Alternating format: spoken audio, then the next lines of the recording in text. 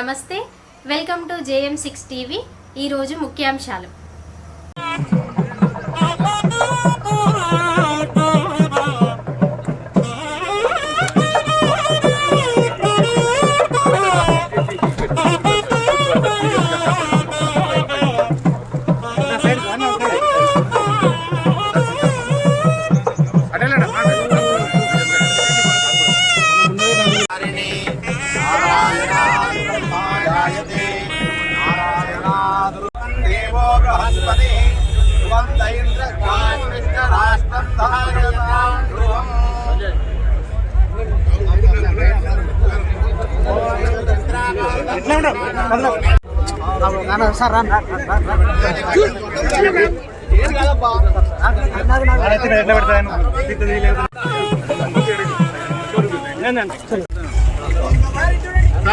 Sir इधर देखिए, sir इधर देखिए, सर इधर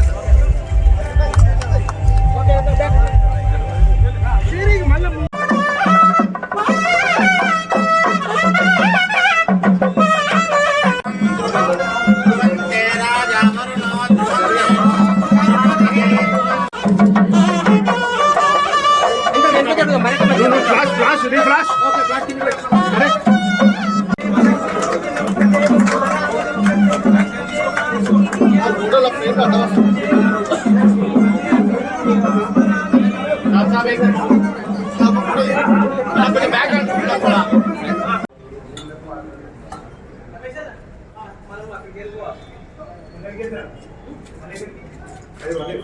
डंप साइट को क्लियर करने की बात रखी है।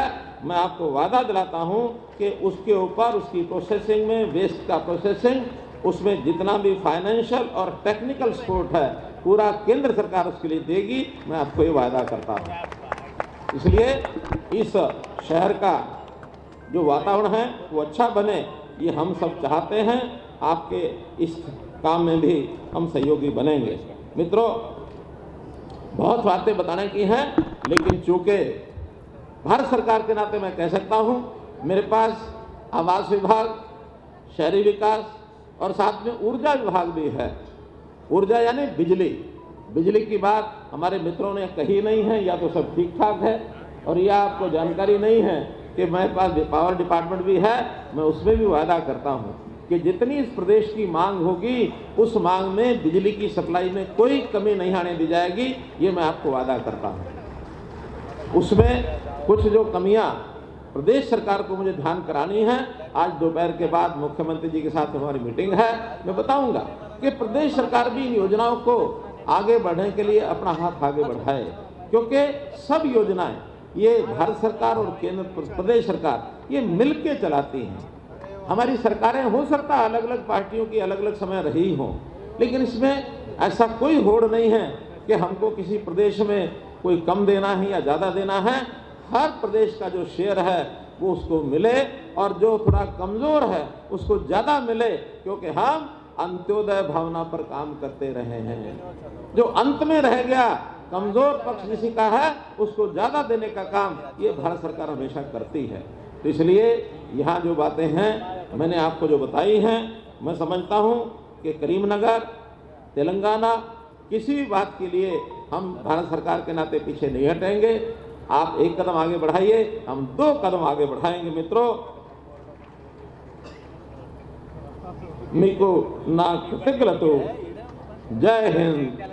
ఈరోజు చాలా గర్వంగా చెప్పుకుంటా. నేను మొదటిసారి ఎమ్మెల్యే అయిన తర్వాత రెండోసారి ఈ ప్రాంతంలో నా చేతులతోటే 24 గంటల నీళ్లు ప్రారంభించుకొని పూజ చేసుకొని మా చేతుల మీద వెళ్ళి 24 గంటల నీళ్లు ప్రజలకు అందిస్తున్నందుకు ఆ రోజు నాతో పాటు ఉన్న మేయర్ గారు రవీంద్ర సింగ్ గారు ఆ రోజు ప్రథమంగా ఇక్కడ భూమి పూజ కార్యక్రమం చేసుకున్నాం. మేము రోజు చాలా అదృష్టం. మేము साहब, मिनिस्टर साहब, आपको मैं ये बोलना चाहते, जब पहली बार मैं यहाँ म्यूनसिपल का कॉर्पोरेटर हूँ तो I know very well about the contamination.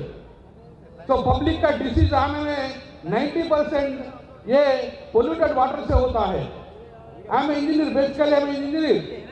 तो उसी दिन मैं कॉर्पोरेटर का जब ये कंटामिनेशन वाटर नहीं होना बोले तो 24/7 होना बोल के मैं पहली बार कर्नाटक में स्टडी के लिए गया था जब मैंने कॉर्पोरेटर। कर्नाटक में धारवाड़ में देखा था 24/7 क्या होता है, डेली वाटर क्या होता है। उसके बाद में वर्ल्ड बैंक WSP बुलाया तो हम बैंकॉक भी गए था on behalf of the WSP। तो वर्ल्ड बैंक भी कंटेमिनेशन के लिए बैंकॉक भी मीटिंग गया था, बाद में नागपुर भी गया था। तो उसी दिन हम बोला था एक ही बार, अगर करीमनगर में होना है तो साउथ इंडियन में पहली बार करना है, डेली वाटर करना है। डेली वाटर करने के बाद भी 24/7 करना है बोल के उसी दिन मैं चाहा था। कभी भी मैं MLA बनने के बाद ये कर दूं बोल के सोचा था। MLA बन गया। MLA बनने के बाद उसी दिन केसीआर साहब से KKS से बात करें तो करीमनगर में 24/7 उस दिन स्टार्ट करा था। अभी ये करीमनगर म्यूनसिपालिटी दो स्टेट्स तेलंगाना और आंध्र प्रदेश दोनों में पहली 24/7 जो हो रहा कहाँ बोले तो वो करीमनगर में करीमनगर हो रहा है। ఇది కరీంనగర్ ప్రజల గర్వకారణం। ఆ రోజు డెవలప్ చేసినాం కరీంనగర్లో 24/7 రావాలి। ఏమిటి 24/7? రోజు ప్రతిరోజు నీళ్ళు ఇస్తాం, అది కరీంనగర్లో ప్రతిరోజు నీళ్ళు ఇస్తాం।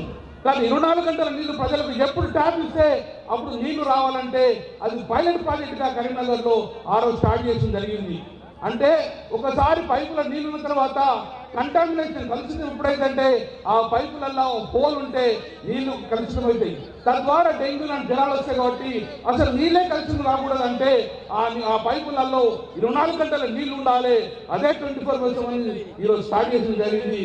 ఇది నేను ఒకటి ఈ 25/7 వలన ప్రజల ఆరోగ్యాలు మెరుగుపడతాయి, ప్రజల నీళ్లు కలుషితం కాకూడదు అని ఉద్దేశంతో ఆలోచిస్తాం। అందుకే ఒక తల్లి ఎప్పుడు నల్లా వస్తుందని వేడేస్తూ ఉంటుంది, తన బిడ్డను కూడా స్కూల్ పోకుండా నల్ల ఎప్పుడు వస్తుందో నీళ్ళు పట్టు ఉంటుంది। కానీ ఈరోజు ఏ రోజు రాత్రి చూడంగా ట్యాప్ ఓపెన్ చేస్తే ఈ రోజు నీళ్ళు వచ్చే అవకాశం ప్రజలు కరీంనగర్లో ఈ తెలుగు 2 రాష్ట్రాలలో మొట్టమొదటిసారిగా 24 గంటల నీళ్ళు ఇచ్చిన చరిత్ర ఈ రోజు కరీంనగర్ నగరానికి వస్తుంది। కాబట్టి అది మా చేతిలో ప్రారంభించుకొని మా చేతిలో పూజ చేసుకొని మా చేతిలో ప్రారంభించేందుకు నిజంగా నేను చాలా అదృష్టంగా భావిస్తున్నాను। सर आपको मैं रिकमेंड करूं सब, ये पहली बार ये पायलट प्रोजेक्ट हो रहा है। मैं आपको ये बोलना चाहता हूँ, ये पूरा शहर करने के लिए बहुत सर आपको ये आप म्यूनसिपल पटनामती शाखा मंत्री है, आप डेफिनेट आपको ये करीमनगर शहर पूरा को भी 24/7 आप सैंक्शन करके जाना, वो फंड्स भी रिलीज करना। దాన్ని కేంద్ర మంత్రి గారు మీరు బండి సంజయ్ గారు ఎంబడి నుండి త్వరగా అభివృద్ధి చేసుకొని కరీంనగర్ నగరం కార్పొరేషన్ మొత్తం కూడా 24/7 ప్రణాళిక చేసి మనకు దానికి రాష్ట్ర మంత్రి వారు తెలుసుకొని రాజకీయాలు వేరు, రాజకీయ మంత్రులు శాస్త్రం నాడు కానీ ప్రజలకు చిరస్థాయిగా డెవలప్మెంట్ చేసే అవకాశం దాన్ని మీరు చొరవ చూసుకోవాలని చెప్పి, అలాగే మీరు ఈ యొక్క కరీంనగర్ నగరం యొక్క 24/7 చేస్తాను కూడా రాష్ట్ర కేంద్ర ప్రభుత్వం రెండోది సౌత్ ఇండియాలో ఫస్ట్ ఒక కేబుల్ గురించి మానవ స్టార్ట్ చేశాను। అది తర్వాత సెకండ్ దుర్గం సేవ అయిపోయింది। కాబట్టి నేను రిక్వెస్ట్ చేసిన రాష్ట్ర ప్రభుత్వం కేంద్ర ప్రభుత్వానికి దాన్ని కంప్లీట్ చేయండి।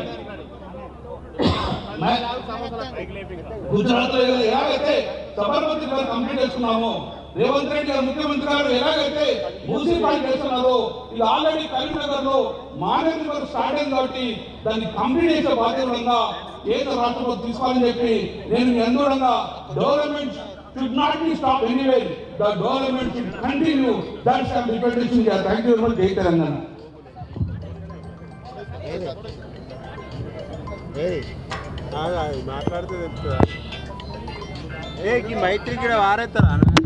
థ్యాంక్ యూ, ధన్యవాదాలు గంగుల కమలాకర్ గారు।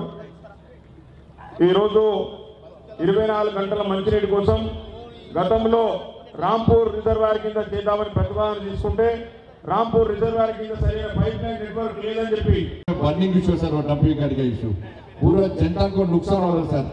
आप कृपया करके वो डंपिंग यार्ड से विमुक्ति करिए सर, कमी करना चाहिए प्लीज सर। ये इंपार्टेंट इशू है सर। ये और डंपिंग यार्ड విషయంలో తప్పకుండా వారు స్పందిస్తారని చెప్పి వారు ప్రధాన సమస్యలు డంపింగ్ యార్డ్ సమస్యను వారు పరిష్కరిస్తారని చెప్పి ఒక నమ్మకం విశ్వాసం ఉంది।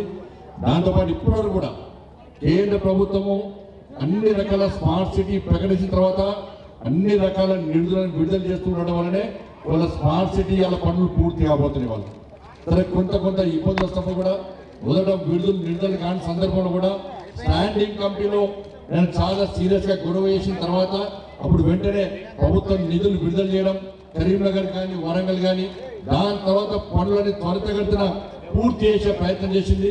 స్మార్ట్ సిటీ మిషన్ యొక్క టర్మ్ అయిపోయినప్పుడు కూడా మనోహర్ లాల్ ఖట్టర్ గారు మంత్రి అయిన తర్వాత స్మార్ట్ సిటీ మిషన్ ఆపే ప్రసక్తి లేదు. ఇప్పుడు పనులు పెండింగ్ ఉన్నాయి కాబట్టి ఈ పనులు పూర్తి వరకు కూడా స్మార్ట్ సిటీ మిషన్ గా ఆ టైం పొడిగిస్తా అని చెప్పి వారు ప్రత్యేకంగా పొడిగించారు. కాబట్టి ఈ రోజు ఈ ప్రారంభోత్సవ కార్యక్రమాన్ని 24 hours వాటర్ సప్లై కార్యక్రమాన్ని మనం ప్రారంభించుకుంటాం వారి కృషి వల్ల. కాబట్టి కరీంనగర్ కార్పొరేషన్ కు అన్ని రకాల అభివృద్ధి కార్యక్రమాలు చేయడానికి సిద్ధపడడం. ఎందుకంటే వేములవాడ దేవస్థానాన్ని స్మార్ట్ మన ప్రసాదం స్కీమ్ కింద పెట్టాలని చెప్పి కేంద్ర ప్రభుత్వాన్ని విజ్ఞప్తి చేయడం జరిగింది.